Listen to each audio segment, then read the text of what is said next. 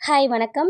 இப்போ நம்ம முருங்கைக்கீரை இட்லி பொடி வீட்லயே ரொம்ப சிம்பிளா, அதே சமயம் ரொம்ப ஹெல்த்தியாவும், ரொம்ப டேஸ்டியாவும் எப்படி பண்ணலான்றத பார்க்கலாமா? வாங்க பார்க்கலாம். ஃபர்ஸ்ட் முருங்கைக்கீரைய நல்லா வாஷ் பண்ணிட்டு 2 நாள் நிழல்லையே காய வச்சு எடுத்துக்கோங்க. 150 கிராம் முருங்கைக்கீரைக்கு 250 கிராம் கடலைப்பருப்பு, 150 கிராம் உளுந்து, 150 கிராம் துவரம் பருப்பு, 50 கிராம் காஞ்ச மிளகாய், 20 கிராம் மிளகு, 20 கிராம் சீரகம், 50 கிராம் பூண்டு, 5 கிராம் பெருங்காயம், 80 கிராம் உப்பு. உப்பு, காஞ்ச மிளகாய் இது 2மே காரத்துக்கு ஏற்றார் போலயும், டேஸ்ட்டுக்கு ஏற்றார் போலயும் எடுத்துக்கோங்க.